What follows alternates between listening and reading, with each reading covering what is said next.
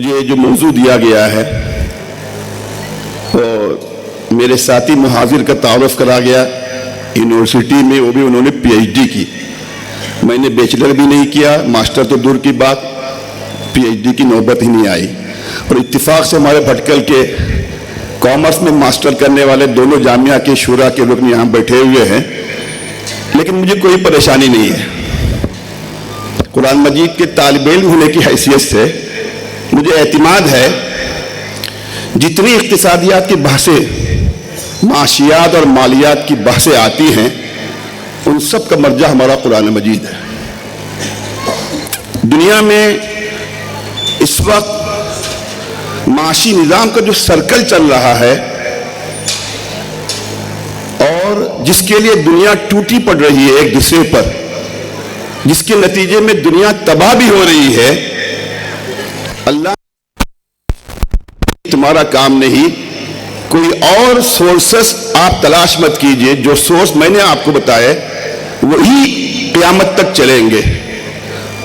وَلَقَدْ مَكَّنَّاكُمْ فِي الْأَرْضِ وَجَعَلْنَا لَكُمْ فِيهَا مَعَائِشَ.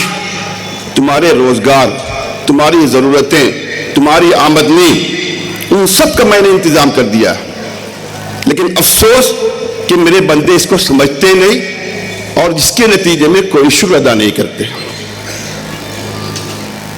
بار بار باتیں آ رہی ہیں، اس کی جواز کی گنجائش ہے، اس کی اجازت مل سکتی ہے. یاد رکھیے قیامت تک اگر سودی نظام کا کسی چیز کے اندر شائبہ ہوگا، قیامت تک وہ چیز حلال نہیں ہو سکتی. چاہے جتنے مجامع فقہ کے اتفاق کریں، علماء اتفاق کا مظاہرہ کریں، لیکن جس چیز کو اللہ تعالیٰ نے، جس نے اس کائنات کو بنایا اور جس کی ضرورت سے اس کے علاوہ کوئی واقف نہیں ہے. اور ہمارے فقہاء نے ربا کی جو ہزاروں شکلیں ہیں ان سب کو چھوٹی سی تعریف کے ساتھ اتنا خوبصورت انداز میں بیان کیا ہے. اگر جدید معاشی نظام کے اور سرمایہ دار نظام کے ماہرین کو وہ جملہ بھی یاد رہے، کل قرض جر منفع فهو ربا. ہر وہ کریڈٹ جس میں ریٹرن آپ کو کچھ بھی مل رہا ہے. ریٹرن ملنے کا مطلب یہ نہیں کہ آپ کو بینیفٹ ایگزیکٹ کوئی چیز شکل نقدی کی نہیں ملے، کوئی سروس بھی مل رہی ہے آپ کو اس کے نتیجے میں، تب بھی وہ سود کے اندر شامل ہوگا. اور دنیا نے 1300 سال تک دیکھا جن اسلامک حکومتوں نے سود کے بغیر کاروبار کیا اور اپنا نظام چلایا، وہ دنیا میں غالب رہی. میں 1857 سے پہلے کی بات کرتا ہوں، اور اس کے بعد برطانیہ کے ساتھ دنیا کے 4 بڑے اور ملکوں نے دنیا کے آپس میں دنیا کے تمام ملکوں میں آپس میں بانٹ لیا. چائنا، رشیا، امریکہ، فرانس اور برطانیہ. اس کے بعد سے یہ پورا سودی نظام جو ہے دنیا کے اندر کھل کر سامنے آیا. سودی نظام اللہ کے رسول کے زمانے سے چل رہا تھا، صلی اللہ علیہ وسلم کے زمانے سے. بنو قریظہ، بنو نذیر، بنو قینقاع، یہ مہاجنی سود دیتے تھے. مدینہ منورہ میں رہ کر ان کا سودی نظام روم تک چلتا تھا، ایران تک چلتا تھا، یمن تک چلتا تھا، شام تک چلتا تھا. لیکن یہ چھپے ہوئے تھے، ڈرے ہوئے تھے. لیکن پہلی جنگ عظیم کے بعد 1914 سے لے کر 1918 اور پھر سیکنڈ ورلڈ وار 1939 سے لے کر 1945 کے بعد یہ اجتماعی طور پر ابھر کر سامنے آئے. اور اب جو آواز لگائی جا رہی ہے گلوبلائزیشن کی، یہ قطبی نظام کی، یہ سیاسی، یہ قطبی نظام نہیں ہے. یہ پوری دنیا میں ایک ہی حکومت چلے گی، ایک طرح کی چلے گی، جیسے 1 نیشن 1 الیکشن 1 PM، وہ سب ہو جائے گا.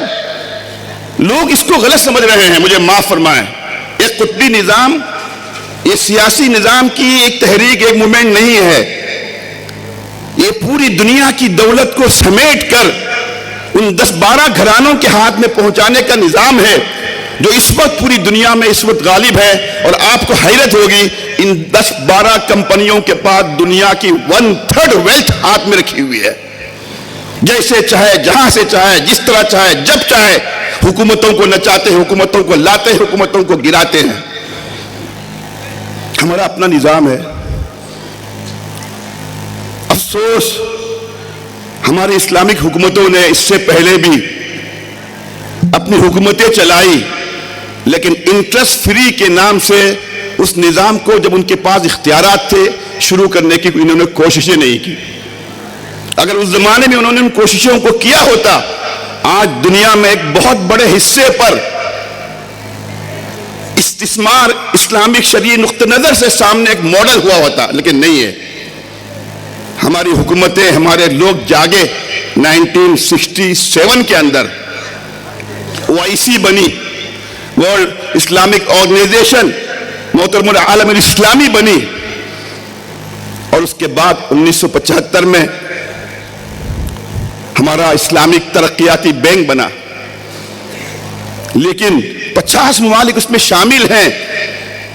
سود سے پاک صحیح تصور یہ اسلامک ممالک بھی پیش نہیں کر سکے. مجھے معاف فرمائیں. ان کو اس کی فکر رہی کہ کریڈٹ ہم لیں اور دنیا میں سب سے پہلے اس نظام کو پیش کرنے میں ہمارا نام آئے. اسلام اسلام اسلام کے نام سے انہوں نے ایسا زور لگایا. میں چھوٹی سی اس کی مثال دیتا ہوں. کیرالہ کے اندر حکومت کی سمجھ میں یہ بات آ گئی، انٹرسٹ فری نظام کیسے چل سکتا ہے اسلام کا، اور اس سے حکومتوں کے علاوہ ہماری عوام کو اور پاپولیشن کو کیا فائدہ ہو سکتا ہے. اپروول ملا، لیکن فرقہ پرست طاقتوں نے صرف اسلامک نام ہونے کی وجہ سے گورنر سے آرڈر دلا کر اس اسلامک کیا کہتے ہیں غیر سودی نظام پر پابندی لگانے کا فیصلہ کیا. اگر حکمت کے ساتھ اس زمانے میں مجھے جب یہ خبر پڑھنے کو ملی تو میں نے اس پر ایک چھوٹا سا آرٹیکل لکھا کہ اسلامک بینکنگ کو اسلامک بینکنگ کا نام نہیں دیا جائے، انسانی بینکنگ کا، فطری بینکنگ کا نام دیا جائے. پھر دیکھیے لوگ کس قدر اس کی طرف متوجہ ہوتے ہیں. حکمت کے ساتھ یورپ میں، امریکہ میں ہمارے مسلمان اسلامک ماہرین نے اس پر کام کیا اور یورپ کی حکومتوں نے اس کی اجازت دی.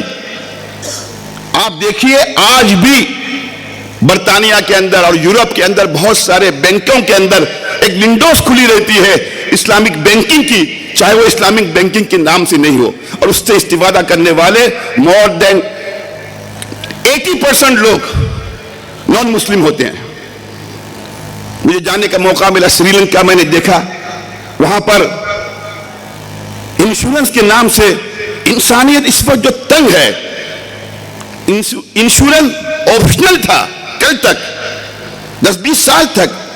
آج حکومت نے مجبور کر دیا، آپ انشورنس نہیں لیتے، آپ کو کرنا پڑے گا. آپ کو کچھ ملے نہ ملے لیکن مجھے دینا پڑے گا. لیکن کل تک آسان تھا. ہمارے علماء نے جا کے سمجھایا سری لنکا کے اندر، اور حکومت نے اس کی اجازت دی. کفالہ کے نام سے اسلامک انشورنس وہاں شروع ہوا، لیکن اسلام کا نام نہیں آیا. مجھے خود جانے کا موقع ملا اس بینک کے اندر، وہاں بھی میں نے دیکھا میکزیمم اس سے استفادہ کرنے والا نان مسلم ہے، اور آج بھی چل رہا ہے. ہمارے ملک میں کیوں نہیں چل سکتا؟ دنیا کے ملکوں میں کیوں نہیں چل سکتا؟ ہم کیوں اسلام کا حوالہ دیں؟ یہ انسانی ضرورت ہے. اسلام مسلمانوں کا نہیں ہے، صرف اسلام انسانوں کا ہے. اللہ مسلمانوں کا صرف نہیں ہے، اللہ عالمین کا ہے، انسانیت کا ہے، اپنے تمام بندوں کا ہے. جو اس کے احکام ہے صرف مسلمانوں کے لیے نہیں ہے، مسلمانوں کے ساتھ انسانوں کی فلاح بہبودی کے لیے بھی ہے. اس پر زور دینے کی ضرورت ہے. تو میں آپ سے زیادہ وقت نہیں لیتا. میں آپ کی جو ہے توجہ دو جانب مبذول کرانا چاہتا ہوں، کیونکہ ہمارے علماء کا میں بہت مبارکباد دیتا ہوں. ہمارے اللجنہ کے طلباء کو ہم ان کے ساتھ اٹھتے بیٹھتے ہیں. مجھے خود اندازہ نہیں تھا اتنی اچھی معلومات ہمارے طلباء رکھتے ہیں. ان کے مشرفین کو، محترم صاحب کو، ناظم صاحب کو، جامعہ کے ذمہ داروں کو، ایسے ٹیلنٹ ہمارے اندر موجود ہیں. کل کو یہ جائیں گے بازار میں، مارکیٹ میں آئیں گے، یہ دنیا کے اعتبار سے بھی سب سے آگے ہوں گے، ثابت کرنے کے اعتبار سے، عقل کے اعتبار سے، منطق کے اعتبار سے، سمجھانے کے اعتبار سے. ایسے ٹیلنٹ ہمارے بچوں کے اندر اللہ تعالیٰ نے رکھے ہیں. تو میں چونکہ جامعہ میں نے تقریباً 15 سال، آپ کو تعجب ہو رہا ہوگا جامعہ کے اساتذہ میں کسی کو بھی کھڑا کر سکتے، مجھے کیوں کھڑا کیا گیا؟ مجھے اس لیے کھڑا کیا گیا، میں نے کم از کم جامعہ میں 15 سال اکنامکس پڑھائے ہیں. میں نے معاشیات کا گھنٹہ میرے ذمہ تھا. پتہ نہیں محتم صاحب نے کیوں میرا گھنٹہ نکالا، مجھے وہاں منتقل کر دیا تخصص کے اندر.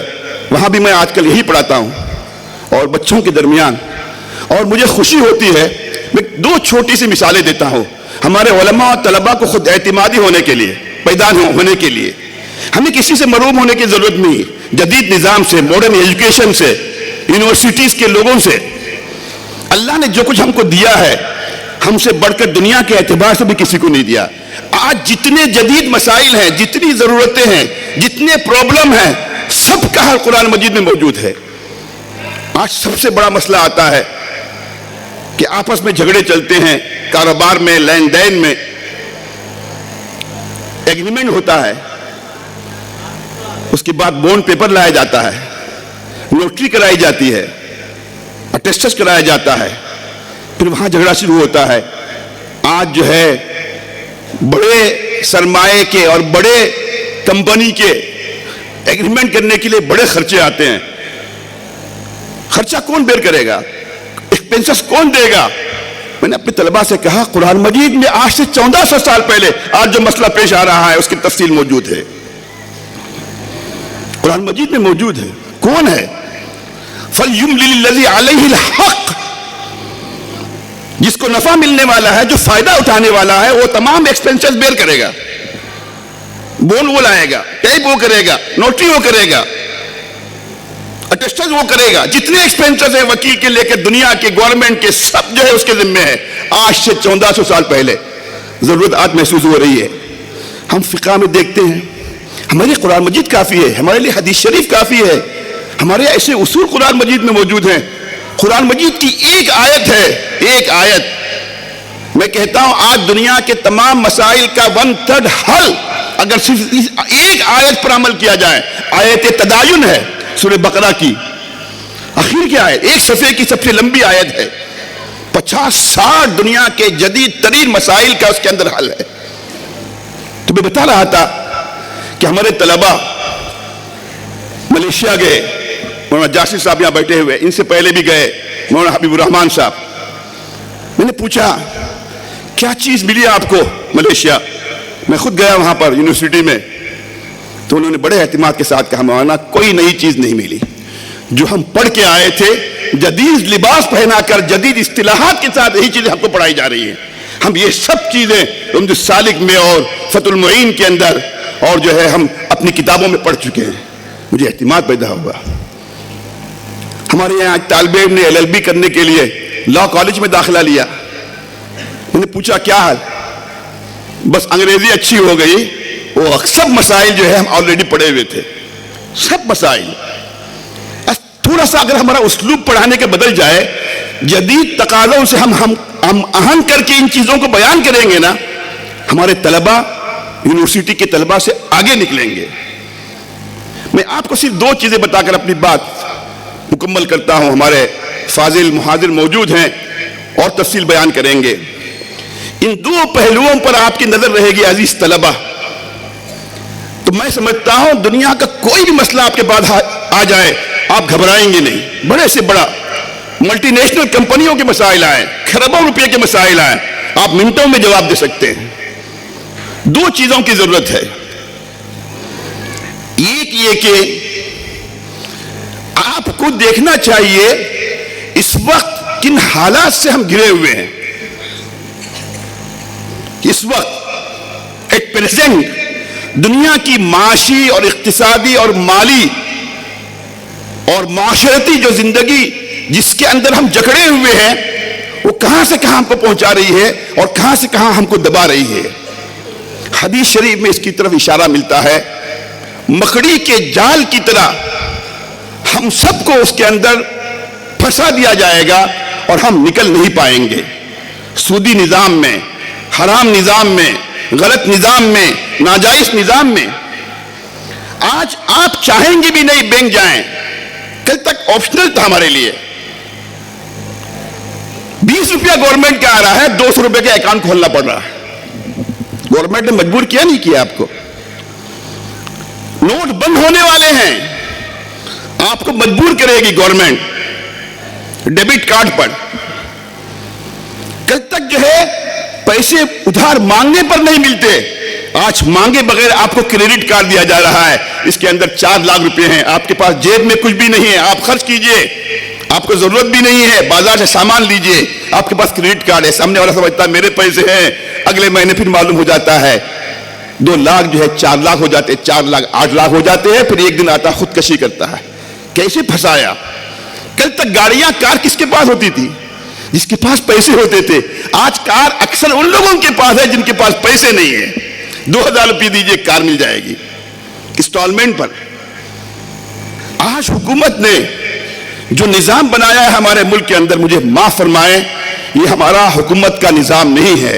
एक निजाम कहीं से बन के आ रहा है, डिक्टेट कराया जा रहा है, वहां से तैयारी होती है और हमारे मुल्क में नहीं, दुनिया के हर मुल्क में इंप्लीमेंट किया जा रहा है। सूदी निजाम से हदीस शरीफ में आता, हराम का एक कतरा भी पेट के अंदर पहुंच जाता है, दुआएं कबूल होनी बंद हो जाती हैं। उनको मालूम है एक ही इनकी दुआएं कबूल न करने के लिए हम कर सकते हैं, इनके पेट में न चाहने के बावजूद हराम पहुंचाएं, और हराम का सबसे बड़ा जरिया इंटरेस्ट है। वो कहते हैं मजबूरी की वजह से उलमा ने इजाजत दी, मुझे माफ फरमाएं, क़यामत तक उसकी जवाज की कोई शक्ल नहीं हो सकती। इजाजत और जवाज के अंदर फर्क है, जरूरत और जो है रुखसत के अंदर फर्क है, समझना चाहिए हमें। कुत्ते और सूअर को खाने की इजाजत है, उसका जवाज नहीं है। अजीमत यह है कि आप भूखे रह के मर जाएं, इंश्योरेंस किए बगैर आप जिंदा रह सकते हैं, सूद लिए बगैर जिंदा रह सकते हैं। अगर आपकी जान नहीं जा रही है तो आप मत लीजिए। किसने मजबूर किया? हुकूमत मजबूर करेगी आपको? हुकूमत के पैसे मत लीजिए, सब्सिडी मत लीजिए, उनकी मदद मत लीजिए। आपका घर जल रहा है इंश्योरेंस नहीं करने पर, जलने दीजिए, क्या फर्क पड़ेगा? वहां पर आपको इजाजत दी गई। क्या अगर इंश्योरेंस होगा तो हुकूमत क्या करेगी? जलाने वाले और फसाद करने वाले हिम्मत नहीं करेंगे। अल्लाह पर भरोसा है, आप क्यों करते हैं? बाकायदा लिखा जाता है इसकी इजाजत फुला एकेडमी, फुला मजलिस के अंदर इजाजत क़यामत तक नहीं हो सकती। अल्लाह के रसूल सल्लल्लाहु अलैहि वसल्लम को भी इख्तियार नहीं था। आप ये देखिए कि सूदी निजाम के अंदर अल्लाह ने जितनी सख्त वईद बताई है, पागल बना के उठाएंगे।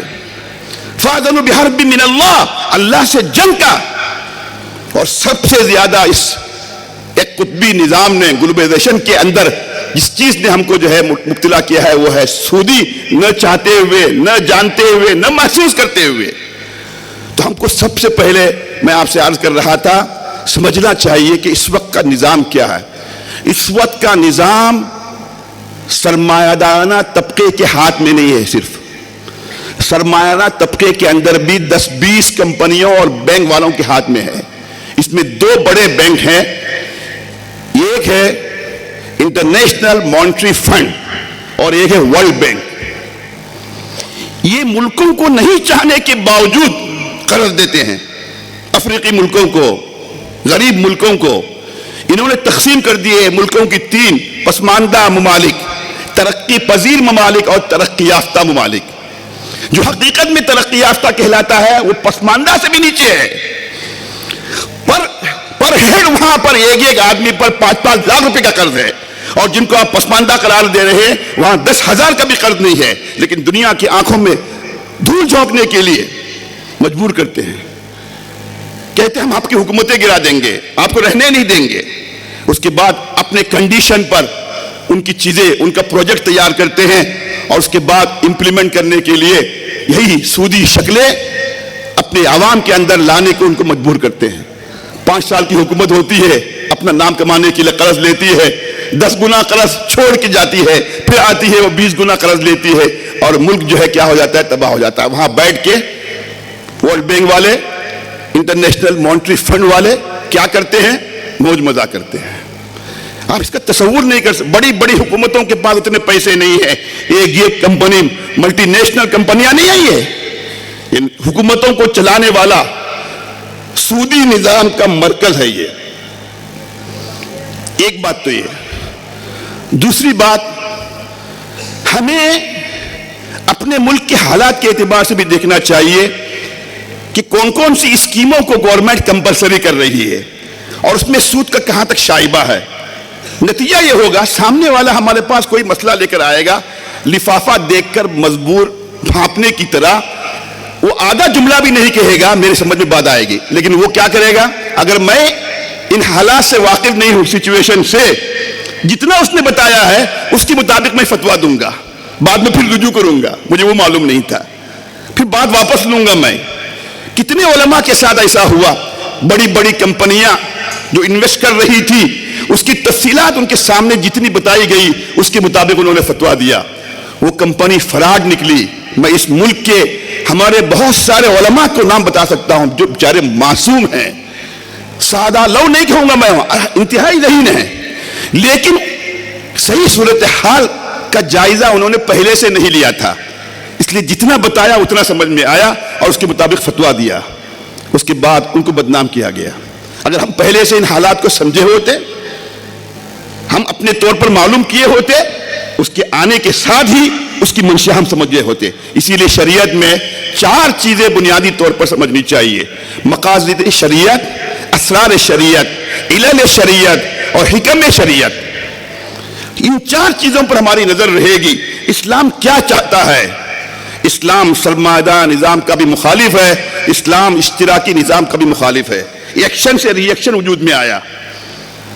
امریکی اور ان کے ساتھ رہنے والے ملکوں نے ایک دنیا کو ایک ایسا تصور دیا, سامنے والے کو لکھ پتی سے کروڑ پتی اور کروڑ پتی سے ارب پتی, ارب پتی سے کھرب پتی بنانا ہے, چاہے ان کے پیچھے رہنے والے لکھ پتی سے جو ہے بگ پتی بن جائیں, کوئی مطلب نہیں. دنیا سمٹ کر چند لوگوں کے ہاتھ میں آئے. اسلام میں اس کی اجازت ہے؟ نہیں ہے, قطعاً نہیں ہے. ایکشن سے ری ایکشن وجود میں آیا اور رشیا نے اشتراکی نظام دنیا کے اندر اپنا لاگو کیا.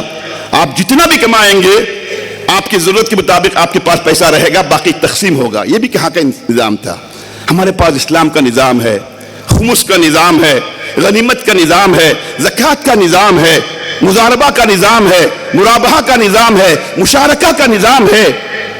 اسلامک بینکنگ کے اندر لوگ مجبور ہے, کہتے ہیں کیا مجبور ہے؟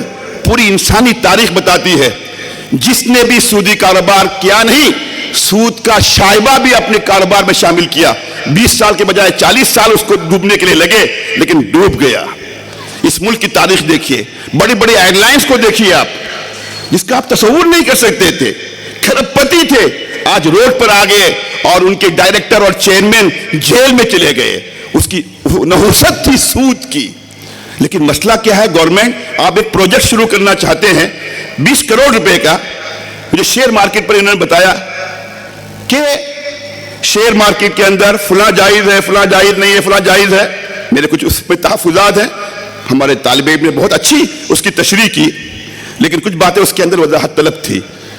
اب گورنمنٹ, میں آپ سے پوچھتا ہوں, میں 20 کروڑ روپے کا میں کاروبار شروع کرنا چاہتا ہوں, فیکٹری لگانا چاہتا ہوں, اور میں نے 2 کروڑ آدمی سے 10 روپے لیے ہیں.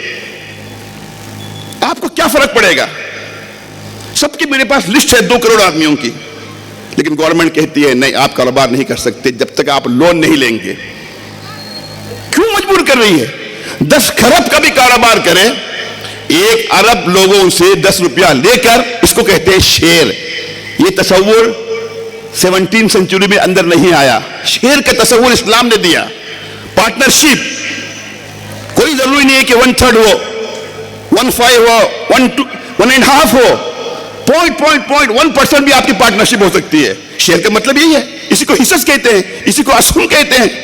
یہ تصور اسلام نے دیا. اس کو مشارکت کہتے ہیں. آپ کے پاس پیسہ نہیں ہے, آپ مضاربت کیجئے, ورکنگ پارٹنرشپ کیجئے, آپ مرابحہ کیجئے, اپنا کاروبار ہے, بتا دیجئے. آپ بینک سے گاڑی لیتے ہیں, 10 سال سود بھرنا پڑتا ہے, میں آپ کو گاڑی دوں گا, 12 لاکھ کی گاڑی میں 2 سال کے قرض پر آپ کو دوں گا, لیکن قرض آپ چونکہ لے رہے ہیں مجھ سے اس لیے نہیں, بلکہ آپ مجھے ادھار دے رہے ہیں. کریڈٹ اور کیش کا فرق ہوتا ہے. 4 آنے میں سامنے والا کیش پر دیتا ہے, اور کریڈٹ ہے تو وہ 8 آنا لگتا ہے. وہ پہلے سے کہتا ہے ادھار لینے پر 13 لاکھ کی گاڑی، کیش لینے پر 12 لاکھ کی گاڑی، لیکن وہاں پر وہ شرط لگاتا ہے اگر 3 سال کے بعد آپ نے نہیں دیا تو اس کا ریٹ بڑھ جائے گا تو حرام ہو جائے گا. اگر اس نے طے کر دیا 3 سال کے بجائے 13 سال میں دو تب بھی آپ کو 13 لاکھ ہی دینا ہے تو وہی مرابحہ جائز ہے. کیا ہم نہیں کر سکتے؟ اس کی چھوٹی سی میں مثال دیتا ہوں آپ کو. ڈبونگ یا کوئی ملیشیا میں کمپنی 1969 کے اندر وجود میں آئی. حاجیوں کے اس نے ایڈوانس پیسے لیے اور 1/3 حج کا خرچہ آپ ادا کیجئے اور گورنمنٹ پورا آپ کا ادا کرے گی. اور گورنمنٹ سے ایک پیسہ نہیں جا رہا. 2 سال پہلے 3 سال پہلے پورے پیسے لے کر ایسی جگہ انویسٹ کرتے تھے جہاں پر وہاں پر کوئی ان کا رسک نہیں تھا. اور جو ہے 50,000 روپے جمع کر دیے, 1.5 لاکھ کا حج فری نہیں ہوا, جاتے ہوئے 25,000 روپے ہاتھ میں اور دیے, آپ کے 50,000 روپے 1.25 لاکھ بن گئے. لیکن انٹرنیشنل بینکنگ سسٹم نے ان کا ستیاناش کر دیا. کیا تکلیف تھی آپ کو اس میں؟ حکومت ڈر گئی, حکومت کے لوگ ڈر گئے. اگر ہمارا اسلامک نظام ہوتا ہم اس کو اور طریقے سے اس کو اور آگے لے جاتے, ایسا نہیں ہوتا. ایک بات تو یہ میں نے جو آپ سے کہی, زمانے کے اکنامکس اور فائنینشیل سسٹم کو سمجھنے کی ضرورت ہے. بینکنگ, شیئر مارکیٹ کیا ہے, شیئر میں کیا ہوتا ہے, شیئر حرام کیوں ہے, اسٹاک مارکیٹ کیا ہے, شیئر گرتے کیوں ہیں. اخبار میں آتا ہے اچانک یہاں پر حکومت بدل گئی اور اڈانی کو 10 کھرب کا نقصان ہو گیا, ان کے پیسے گر گئے. کیا مطلب؟ ڈوب گئے مطلب پانی میں گر گئے, کیا آگ لگ گئی؟ آرٹیفیشل آپ کا اندازہ ہے, یہ کوئی اس کا تصور نہیں ہے. اسلام میں پہلے سے کہہ دیا گیا آپ اگر پہلے سے کوئی چیز خرید کر اس لیے جمع کر کے رکھتے ہیں کہ موقع آنے پر ہم مہنگا بیچیں گے, جائز نہیں ہے. آج یہی ہو رہا ہے. پیاز مہنگی کیوں ہے؟ 90 روپے کیوں آ رہی ہے؟ 20 روپے کی پیاز. 20 روپے جب پیاز تھی 80% پیاز کا اسٹاک لوگوں نے کر دیا, جب 90 روپیز ہو جائیں گے بازار میں لے کے آئیں گے. اسلام نے اس کی ممانعت کی. تلقی رقبان ہے, یہ سب چیزیں ہیں. کیا ہے؟ یہ سب چیزیں موجود ہیں اسلام کے اندر. تو ایک تو معلومات ہونی چاہیے کہ دنیا میں کیا حالات ایٹ پریزنٹ چل رہے ہیں. واقفیت سائل کے آنے سے پہلے مجھے ہونی چاہیے. وہ کیا پوچھ رہا ہے میں اس کو بتاؤں گا, اس کا جواب آسان ہے. دوسری اور آخری بات میں آپ سے کہتا ہوں, ہمیں یہ معلوم کرنے کی ضرورت ہے کہ حرمت اور ناجائز ہونے کا فتویٰ کن بنیادوں پر ہم دے سکتے ہیں. گیمبلنگ, جوا, انٹرسٹ, پروہیبٹڈ, ناجائز چیزیں, گندی چیزیں, نجس چیزیں, ان نون چیزیں جس کو آپ جانتے نہیں خرید رہے ہیں, جس کا تذکرہ بچوں نے کیا, نشاور چیزیں جس پر اللہ کا نام لیا گیا, وَمَا أُهِلَّ لِغَيْرِ اللَّهِ بِهِ. 8-10 یہ بنیادیں ہیں. کوئی مسئلہ آئے تو آپ جو ہے اس آئینے کو اس کے سامنے رکھیے, 8 میں سے کس پر آتا ہے؟ کہیں سے بھی آ رہا ہے آپ کہہ دیجئے حرام, کہیں سے نہیں آ رہا ہے بولیے حلال ہے, ختم. اتنا آسان ہے.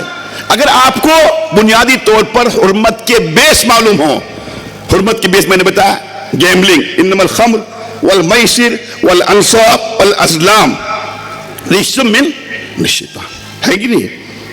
جوا نہیں ہو سکتا. جوا کیوں حرام ہے, سود کیوں حرام ہے, بتایا گیا, تفصیل اس کی بتانے کی ضرورت نہیں ہے. یہاں سے تھوڑی سی آپ تیاری کر لیجئے کہ بیس حرمت کے کیا ہے حرام ہونے کے, اور حالات کیا ہیں.